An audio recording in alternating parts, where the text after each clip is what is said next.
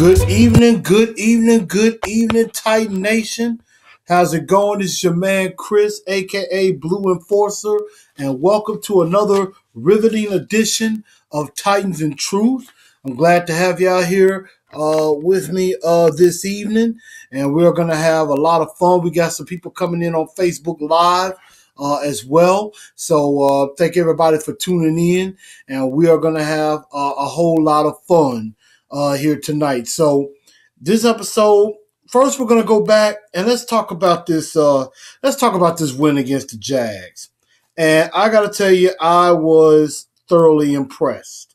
We knew that this Jaguar defense was pretty good, and they already had some good players on that defense, and then of course they added more with Calais Campbell coming in, and also they got AJ Bouye in free agency along with Barry Church. And so this Jaguar defense was definitely advertised to be pretty good.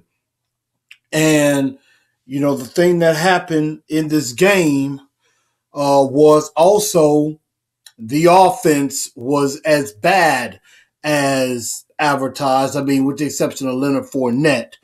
With that. And then we got some more people coming in. I see Mr. Jeremy coming in, and Jermaine Morrison, how y'all doing? And I see we got a few comments on there. So we're definitely going to get to those in just a bit. But this game was it was a tale of two halves.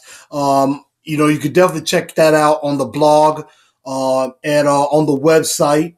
Which I will give you the website at the end of the show, as well as www.titansintruth.wixsite. That's wixsite.com/titansintruth. That's how you get to the website, and you can see the blog because I just put it up. I called it The It Factor, inspired from that new movie, It.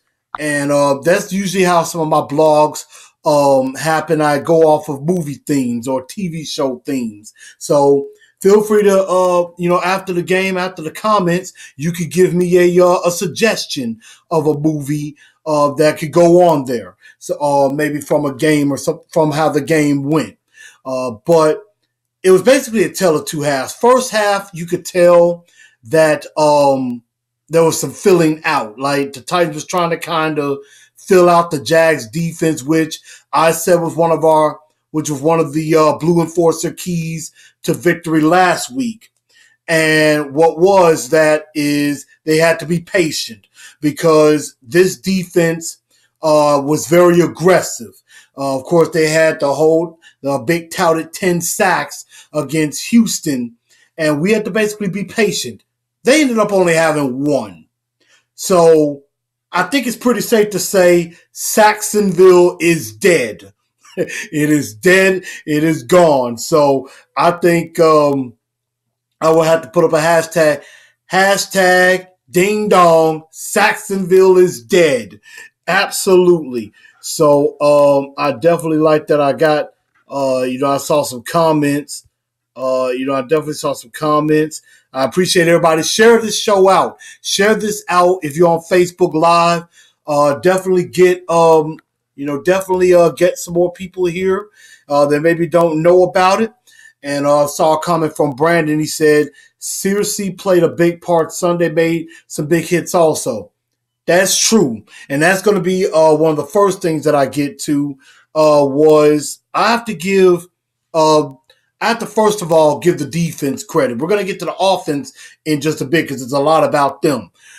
First off, the defense did very, very well.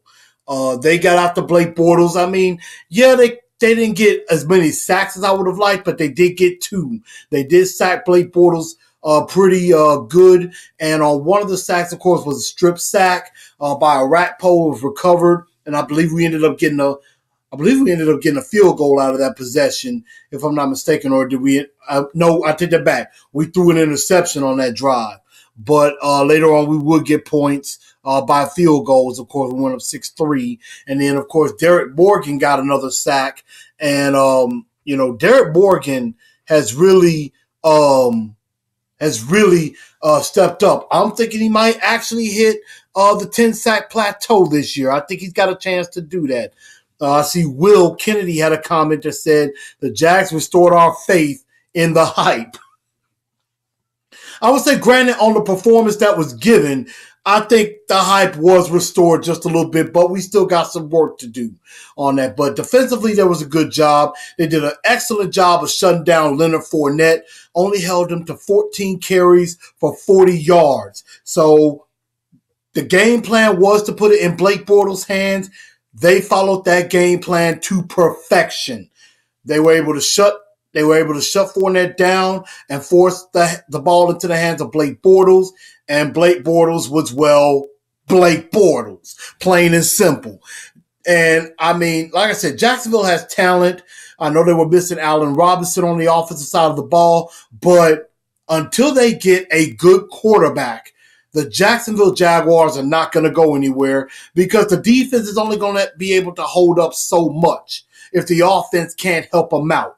So that's why I was actually proud of the defense, because they put it in Blake Bortles' hands. He ended up making mistakes, which that was basically the main point, was to basically be patient, and we were waiting on Jacksonville to make a mistake or they panic and go to the passing game, which they did, of course. Doug Marrone came out after halftime saying, well, we need more explosive plays, which means they are going to throw the ball, which is exactly what we wanted them to do. I see we have some people chiming in. We got some people chiming in. We got Marco, Stewart, and Johndrick. How y'all doing? Welcome in. And I just thought it was a very, very good game on the defensive side of the ball, and forced a couple of turnovers. So that was still very big and very substantial in what the Titans were able to do. And so I was actually very proud of what they were able to do on that in this particular game.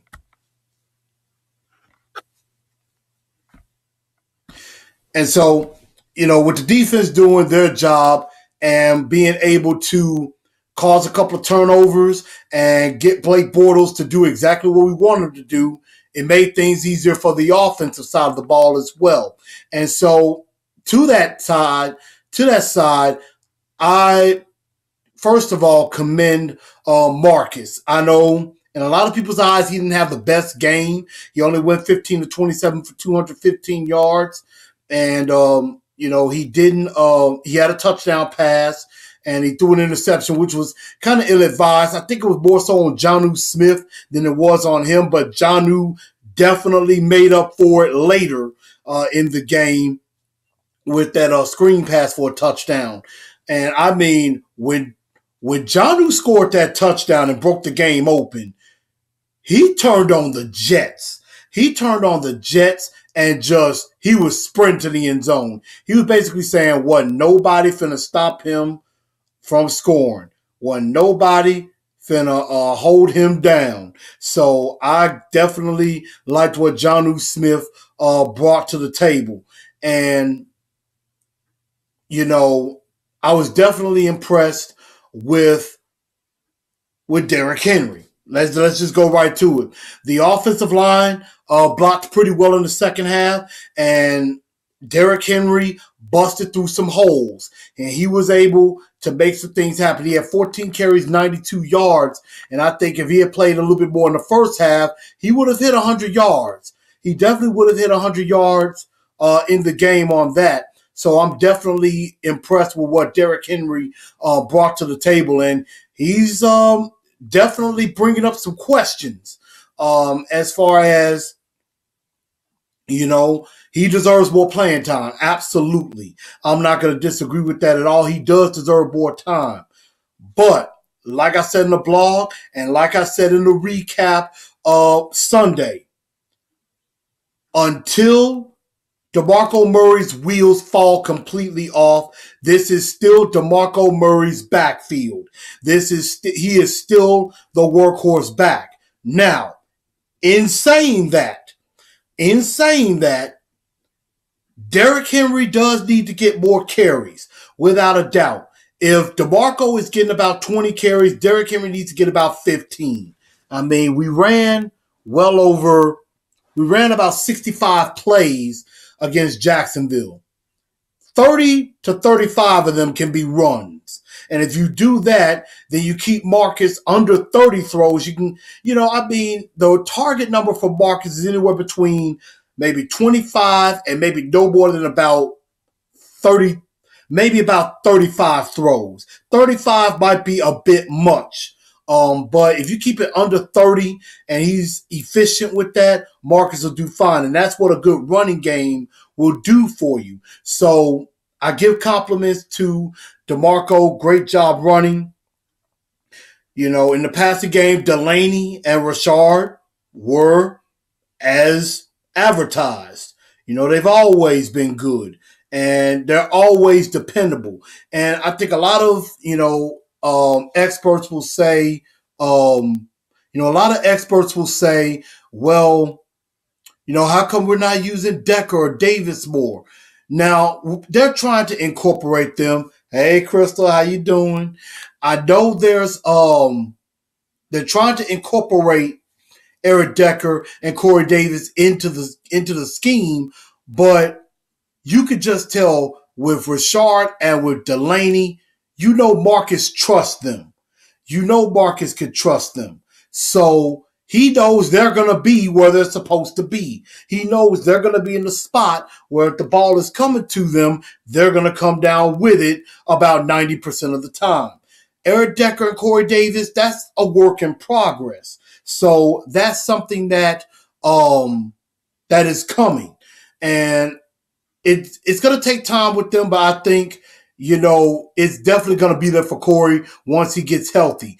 And I know some people were mentioning Taywan Taylor. Yes. And I remember it was Brandon. He said that Taywan Taylor needs more playing time. He's outproving all expectations. Get him the ball.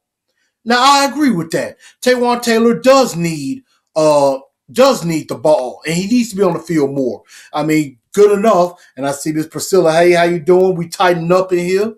And, yes, Taywan Taylor does need more snaps. And he played double the snaps in this game than he played against Oakland. And, he's going to probably get more snaps now with Corey Davis being out. Coach Malarkey's already ruled him out for this game against Seattle. So Taywan Taylor's going to get more opportunities, and he's probably going to be an X factor big time. Hey, Miss Hernandez, Josie, how you doing? I hope I got your name right. I apologize if I didn't. But, this is still a run-first team, but I think some other guys are definitely stepping up, and the rookies are definitely doing well. Brian Robinson said, we are a run team. There can be enough for 2 backs. Look like there might be enough for 3 backs because if DeMarco can't go at times, David Fluellen is showing that he could do some things. So, I mean, I think our running back situation is a good problem to have. And so, again, I say this is still DeMarco Murray's backfield, but Derrick Henry definitely deserves more carries. Offensive line was a little shaky in the first half, with the penalties and some issues there, but they cleaned it up in the second half. So I definitely give some credit to the offensive line for just hanging in there. And I never thought I would say this, but I'm going to give Coach Trubisky some love. I love the fact he did not get too cute all the time. I liked that jet sweep call to Delaney in the end zone. I love that call, but I like the fact that they stuck with the game plan. They stuck with the plan, and they did not falter from that. I liked how, they basically did not flinch. They did not flinch. They did not decide to go to the passing game too early. And they basically stuck within the game plan, and that was what was effective. Charles Simpson coming in saying, Henry needs to start. Taylor is the real deal. If DeMarco Murray can't go, Derrick Henry will start. And Taywan Taylor's going to get more opportunities. Elvis Gonzalez, how you doing, Elvis? He says, Rashard Matthews need more targets. That's true. I agree with that. Definitely could use some more targets, and could definitely use some more action. And he's gonna get it because he's very reliable. So he is the type of guy that Marcus could definitely go to. How you doing there, Mr. Butchie? How you doing? Welcome in, welcome in. And Brandon, you're asking, is Murray out this Sunday? As of right now, he's day to day. So it's not confirmed if he's going to be out or not. Right now, it's day to day. So he may be able to go. He might not be able to go. We'll have to find out. Priscilla coming in and said, our defense really showed their stuff. Hope they do even better Sunday. That's what I'm hoping for. And we're going to talk about that as far as what's going to happen this Sunday coming up. Definitely. And also, she came in saying, I've seen something with Henry on the questionable list. Is that true? Right now, I haven't heard anything about Derrick Henry being questionable or anything like that. The only thing as far as the running backs, DeMarco is day-to-day with the hamstring. I haven't heard anything about about Derrick Henry being hurt in any way. But we're definitely going to find out about that. And so, all in all, it's a great game. Definitely enjoyed it, and it was fun. And we're definitely on the way up. So I'm looking forward to that. And I definitely liked that comment. I like that comment as well. O-line being ranked second best after week 2. Now it's starting to be more like it, but they got to continue doing that. So it's a work in progress. It's called consistency. They got to be consistent, and they got to keep it going. And that's what's going to be the most important. Brandon coming in saying defense needs a good game Sunday, honestly. Not worried about offense. Seriously had a decent game. That's what's up with that. And let's see. Looking for some other things. But yeah, that's some of the stuff right there. So definitely looking good on both sides of the ball. And now we're to a fan favorite part of the show. And it is time now to give out our awards for the week. We have our Two-Tone Blue Star of the Week. And we are also going to head to the other side of the spectrum as well. So if you're on Facebook Live, keep getting your nominations. Definitely got a couple, so we're about to give that out.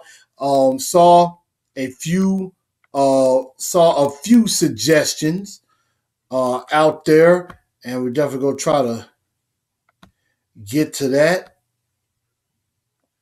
Let's see. Got Brandon on the Titans and Truth fan page. And if you haven't joined the fan page already, please do. Get everybody joining. He says, Star of the Week nomination, Derrick Henry. And so that is actually a very good choice. With Derrick Henry, I definitely definitely say that he does deserve some of the game ball. Brandon came in saying about seriously playing a big part on Sunday. I'm just trying to see. I think a few more people talk about Henry. I know most of the vibe that I was getting back before was on Derrick Henry. Also, I will have to say some nominations on my end. Another nomination would have to be Adoree. Adoree. Actually, I would say the secondary as a whole could be a nomination too. I think that's definitely one that could be not stated at all. Delaney could be another nomination as well. And I'm trying to look and see if we got any other possible nominations. But anybody else got any other nominations, let me know. And I see another one for Searcy. Some people talking Searcy had a good game, which he did. And I see Erica on there. Hey, Soror, how you doing? That Blue 5 family. Let's see. And Tyler, I know you have a lot of questions, so I appreciate that very much. Priscilla coming in saying Delaney Walker or Derrick Henry. Morocco says Star has to go to Henry. It's hard to nominate a Dunce. Brandon coming in with Rashard Matthews. So I'm seeing a lot of good choices out here, but I would have to say that the two-tone blue star of the week, running away with it with a landslide, is that beast, Derrick Henry. As I would say for my second in command, Miss Loretta Turnley, the beast. Derrick Henry, two-tone blue star of the week, 14 carries, 92 yards, and a touchdown that he ran over Jalen Ramsey on that touchdown run. So I was definitely feeling that. And so he gets that award. Now, of course, we go to the other side of the spectrum, your dunce of the day, who just did not do well coming in. And I'm getting some comments on that. I know Brandon basically said the offensive line, Jack Conklin in particular. Priscilla coming in says, Dunce, can it be the quarterback for Jacksonville? I think Blake Bortles is the dunce of the NFL. So, I think he's already a dunce. So I think that would be just unfair to give it to him. I mean, he's already there. Jermaine coming in saying Quinn Spain. That's a very interesting one. Morocco saying that on defense, guys that let Chris Ivory break off that long run or break off a run. There were some missed tackles. There was a little bit of tackling. I think it was better than it was against the Raiders. I would definitely say that. Let's see. K True coming in saying if there was a dunce for that game, it was almost clearly Avery Williamson. Avery, I didn't really notice. And sometimes it's just better not to be noticed. I mean, Avery was part of that tip ball that got picked off by Curtis Riley. So, I mean, yeah, he has to do better. I mean, Jayon Brown is better in coverage, but I do see your point on that. Brandon Clee saying Kevin Dodd, and I think, and I want to go back because I remember someone else mentioned something about Dodd as well. So I'm just going back to scroll up just to say that. Oh, yeah. It was Jermaine. Jermaine, thank you. I forgot to mention this. He said, is it safe to say Dodd is a bust? Well, we're definitely going to find out this week during practice because Mike Mularkey has basically come out and said, Kevin Dodd better be able to contribute on special teams if he wants to be active. Because right now it's going to be between him and Josh Caraway who gets on the field. Because Caraway can already do some stuff on special teams. And Kevin Dodd, we don't know yet. So what we're going to find out, Priscilla coming in saying maybe Conklin with the penalties. And Angela, I'm going to get to your question in a bit. Definitely on that. I see Preston and Taylor are chiming in. I appreciate y'all coming in. But I'm definitely going to give the dunce of the day to Jack Conklin. Jack Conklin had a rough day at the office yesterday with some penalties. But I think other than that, I mean, the offensive line as a whole did pretty well. They only got sacked. Marcus only got sacked one time, and it looked like that was by Miles Jack when he was about to step up and try to run and get away. And so Miles Jack just didn't let him get away. So I like that right there. But I think definitely dunce of the day, Jack Conklin. But I think he'll recover and be just fine. He's an all-pro. He's going to be fine. I'm not really worried. I'm not really worried about Jack Conklin or the offensive line in general. And I will give an honorable mention to Kevin Dodd. 2 weeks in a row, he's been a healthy scratch. That's not very good. I mean, you're picked second in the second round of the draft at 33 at the top of the second round. You're supposed to bring something to the table. And I really want to I want to pose this question now before I get to some other comments, and then we're gonna take a quick break. I've been thinking about this for a long time, and I want to see what y'all say about this. Is Dodd being played out of position? Would he be better suited to be our 3-4 defensive end instead of outside linebacker? Do you think he should be playing down with his hand in the grass instead of standing up, having to rush the passer or sometimes even cover? What do y'all think about that? As far as what do you think about Kevin Dodd's positioning with that? And so, and let's see, got some more. Looks like he said, okay, he's not bad at all.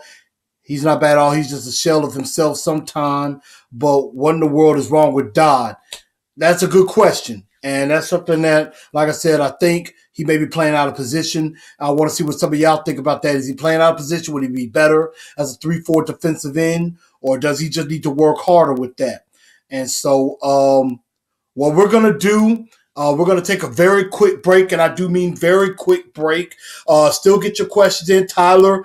This is going to be your moment. I'm going to go through all 7 of your questions that you have. I'm going to go back and scroll through. I'm going to try to get all the questions from everybody. We're going to take a quick break with a word from our sponsor right here on Titans and Truth. Be right back. Hi, guys. This is Chris Newell from Titans and Truth. Ladies, are you looking for that specific jewelry that's unique and helps you stand out? Something you will never find in other jewelry stores? Fellas, you might be looking for that special jewelry for that special lady in your life. Or you might be looking for some bling for yourself. Well, check out Rose Jewel Boutique and my friend Allison Conley.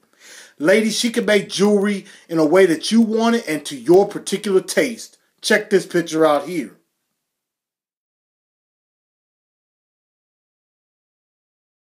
Fellas, you want a little bit of bling or something that you can find special too? She does male jewelry as well. Check out these bracelets that she's made. Now look, I don't say this about Rose Jewel Boutique because they are a sponsor of the show or that she is a friend of the show. I say this because I am a valued customer. Take a look at these pictures from our wedding. Really want to find out how to get this special jewelry? Check her out right here. Check her out on Facebook, Instagram, or go to rosejewelboutique.com. She can ship anywhere. And make sure you tell her that Chris from Titans and Truth sent you. All right, welcome back to Titans and Truth, everybody. I appreciate everybody sticking with me on everything. And I want to give a thank you to our sponsor from Rose Jewel Boutique, Miss Allison Conley.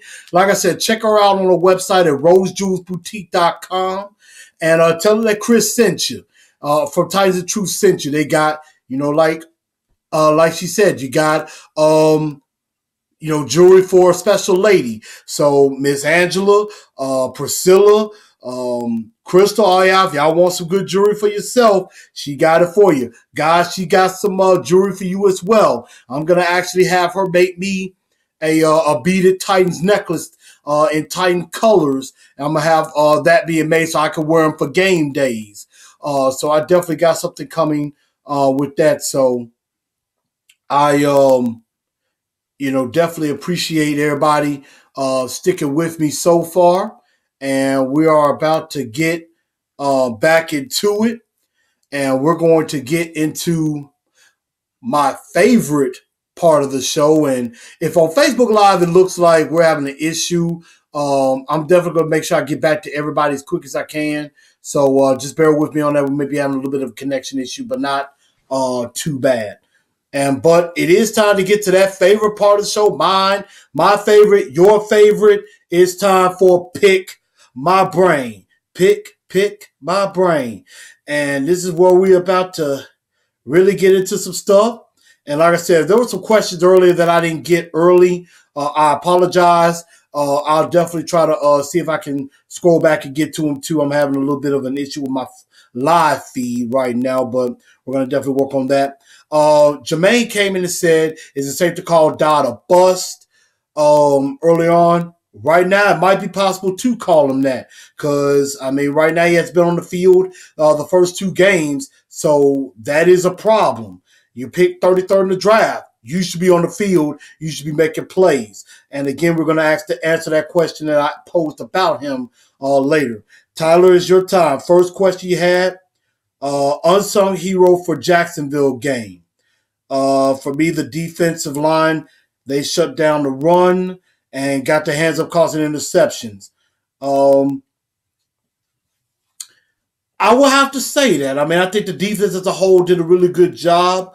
I would have to say the unsung hero, I would have to say it's the secondary. Adoree Jackson and LaShawn Sims. Both of them, I think, played very well in this game. I think that, Adoree is getting better as the game goes on. He's not regressing. He's progressing.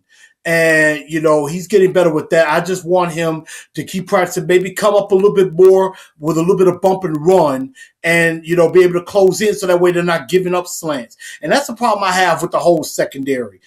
I hate it when they're playing more than 7 yards off the ball. I just need them, if they can play about 3 to 5 yards off the ball and be nose to inside eye. Play inside, you force them to run outside. If you do that, you got the sideline as another defender. And I just hate that, sometimes they give up the slant routes or the inside patterns instead of just forcing them outside. That's something that I even learned in junior high is how to play corner. And I didn't even play corner. I was a defensive end.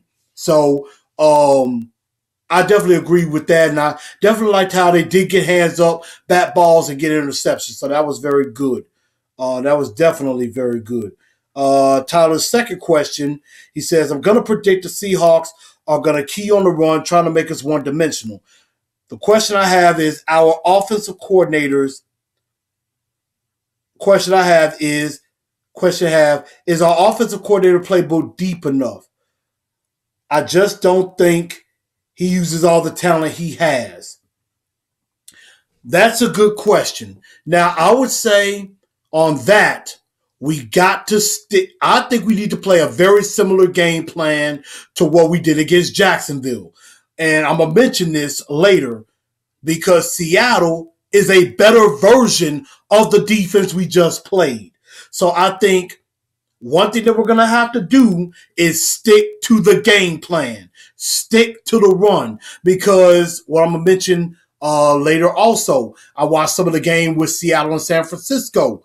Carlos Hyde ran on that team. So it is possible. They are going to try to key in on the run, but hey, old saying goes, and my coaches in high school, shout out to Coach Vincent Hunter of Whitehaven High School, it doesn't matter if the defense knows what's coming or not. They still got to stop it. So that's the key. They still got to stop it. But I agree, Robisky needs to use our weapons more, but we stick to the plan. Establish the run. That's going to take a lot of pressure off of Marcus, in my honest opinion. Let's see. I'm going to some more questions. Let's see. His third question. Do you think the Titans protect home field enough? I don't know any percentage, but it seems the Titans don't protect home field. Home field should always be an advantage. I agree. We need to play better at home. I think a lot of that is just they got to execute. They just got to execute when they're at home and don't feel no pressure. But at the same time, y'all, we got to help them. We got to help them. We got to be loud. We got to be proud. We got to chant. We got to, put our staple on it and not let opposing teams' fans take over. I think, with the Raider game, I know I heard a few Raider chants, but I also like the fact we stood up to that as a fan base live. And I liked how there was a Let's Go Titans chant in Jacksonville. I heard it through the TV. So we have to help them. That's where we come in. If we're going to make it a home field advantage, when we go to the game, we got to be loud and proud. We got to tighten up. And we got to tighten up. And as Ms. Loretta would say, and I think this needs to be our chant, we need to tighten up. We don't need to lighten up. That's the truth. And we do stuff like that, we make it a home field advantage. So that could definitely be something there. Let's see. And I'm just going more. Okay, question number 4. Jacksonville has a good defense but terrible offense. I'm not taking away from the win against the Jags, but this week I feel is a real test. People are talking playoffs and beyond for the Seahawks. And that's something I'm going to get to in my preview of the Seahawks. This is going to be a real test. This is definitely going to be a test to see where we are, because these first 4 games, the first quarter of the year was going to be like, hey, show who you are. Show who you are, step up. And that's what I think they have to do. Again, this Seattle defense is very similar to Jacksonville, but they're a better version of it. They play 4 linemen. They got 3 good linebackers, and they still got the Legion of Boom. So, this is going to be a test. We're going to find out exactly who we are, and we're going to take care of Russell Wilson too. So I'm going to get to that, but definitely this is going to be a test. And so let's see. I'm just going with a few more questions. Is Murray out Sunday? Right now, again, like I said, he's day-to-day with a hamstring injury. He has not been ruled out yet. I'm probably going to say he's questionable, but he hasn't been ruled out. Let's see. Tyler's 5th question. Marcus and his accuracy has been slipping. Is it just a slump, or is it something else going on? I just think he's got to get into a rhythm. I think with the offense, it was like in the first game, they got a little toy happy. They got all the new shiny toys, and it's like when you get toys or big gifts at Christmas. You want to straight up go play with them right away. You don't want nobody in your way whatsoever. You want to go play with your toys. And I just think that's something that's going to come in time. Marcus started slow last year, but by the middle of the year, he was clicking. As long as he doesn't make any big-time mistakes and just controls the ball, by the middle of the year, I think he'll be clicking. So that much I am assured of. Let's see. Priscilla coming in saying, hope they do better Sunday to the defense. Let's see. Seeing something with Henry on the questionable list. Is that true? As of right now, I don't know. I haven't heard anything with that. I haven't heard anything about Derrick Henry being questionable.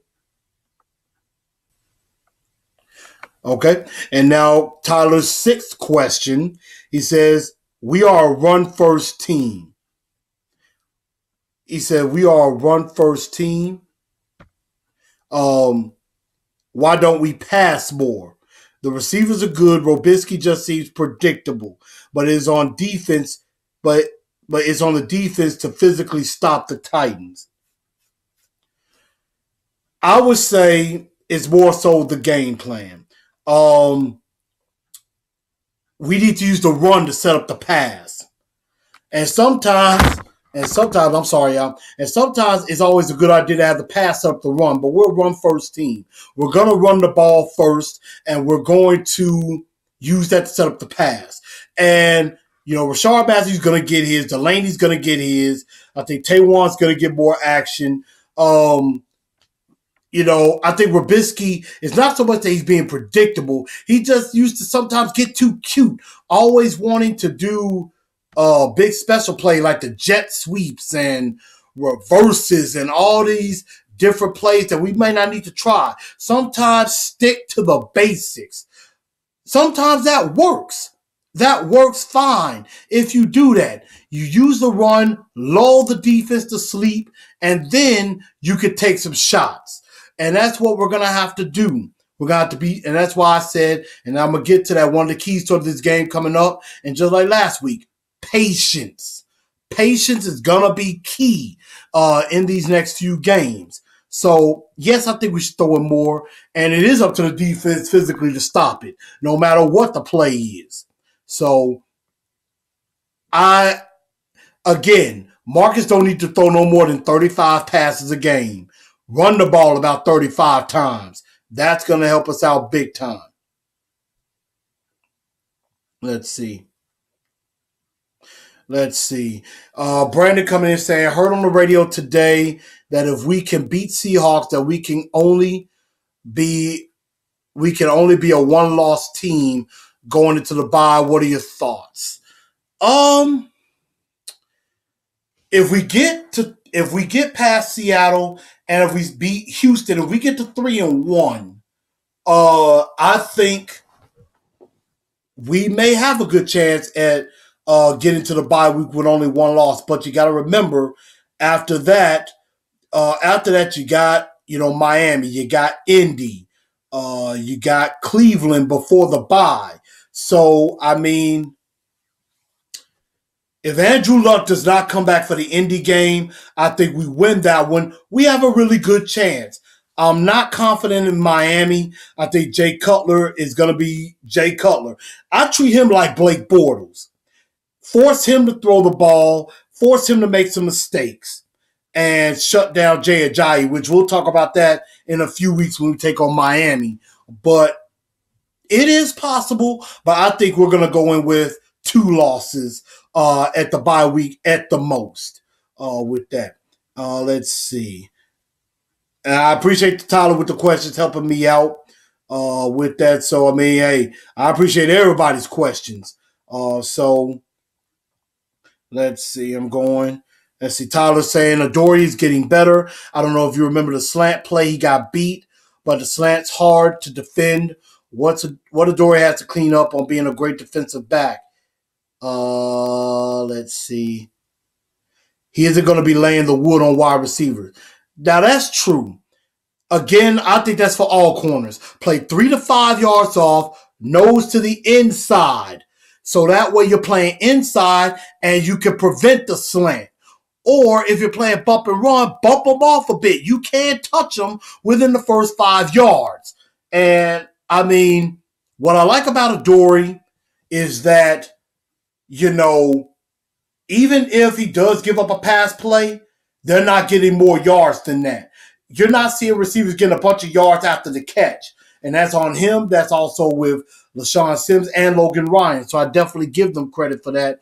I just think Adoree's going to improve as time goes on. He's just going to have to keep working his technique. Remember, everybody, he was used to in USC. He didn't practice in the springtime to work on technique because he was running track. He now can focus on that more, and I think he's going to keep getting better as the year goes on. So I think the sky's the limit for Adoree. And I mean, and we're about to get to another part of this game. Angela coming in saying, how do you feel about special teams? Angela, thank you so much for all your support. Special teams got better last week, and mainly because of who else? Ajax. Adoree. And ladies, you might as well just start calling them adorable Adoree, because I know some of y'all just would think he's cute and all, ladies. I think special teams has come along. They've gotten better. They just got to eliminate the penalties. And I think with the play that Adoree made on the punt return, he's going to break 1 or 2. He's going to break, I'm going to say the over and under for returns for touchdown, especially punt, is 2. And I think he could go over that. I think he's going to get at least 2. He's going to take back 2 for touchdowns. So I have no doubt on that. But I think special teams is a lot better. They're not giving up the big plays like they were before. Rodney, I see you coming in, see how you're doing. Butchie saying, do you feel our whole team dominates when we play with a lead? I think it's better to play with a lead. And I think that's how, and I've heard a lot of radio personalities say that the Titans have to get off to a good start. Don't start slow. It's better to play with a lead than play from behind. Because if you're playing from behind, Marcus has to throw it 40 times, and we don't want him to do that. We want him to stay under 30. So that means we need to get out to a lead. We need to take advantage and score points in the red zone when we got our opportunities. We do that, we get in front, and we can, put pressure on, for example, Seattle. We can force Russell Wilson to have to throw the ball more, and he'll understand that maybe running won't help him out. He'll have to pass. So I think it is much more comfortable and easier to dominate with a lead. And K True saying, what in the world is wrong with Dodd? Your guess is as good as mine. I don't know. I again think he's playing out of position. We're going to get to that in just a second, but I think he's playing out of position. Taylor comes in with a comment, says something about the coaches, says something about how the coaches feel about his effort. I don't know if it's necessarily effort, but we are going to get into that as far as what we're thinking on Dodd. But let's see. I'm trying to see if we have any other questions before we do get to Brandon to Dodd. And we'll go into that. If we see some more questions, we'll go back to that. I posed a question out. I said, is Kevin Dodd playing out of position? Should he be a 3-4 defensive end? And of course, Jermaine says, yes. Rodney says he's out of position. Jermaine, defensive end. Brandon saying a good thought on Dodd. Priscilla saying, I agree, maybe a different position. Brandon saying possibly needs to be played at defensive end. Tyler saying Dodd should be played where he always played great. But Casey was a 4-3 and switched to a 3-4 good. That, you know what? I actually really like that, Tyler. That's an excellent point. Jarrell Casey was a great 4-3 defensive end in the beginning of his career for us. He had to transition to a 3-4 defensive end. Well, I take that back. He was a 4-3 defensive tackle, and then he had to go to defensive end, and he's actually done pretty well.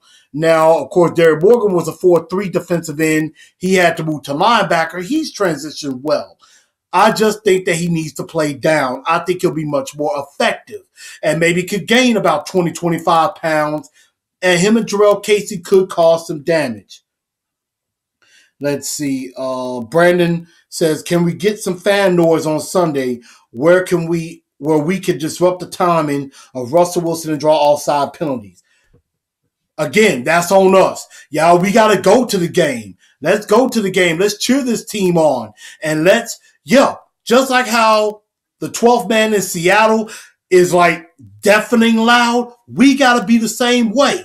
We have to do the same thing here at Nissan Stadium. So that way we cause them to go off sides. We could cause them to have some false starts and some holding calls and get them off rhythm. We got to come out and we got to hit it, big Titan fan. 12th man needs to step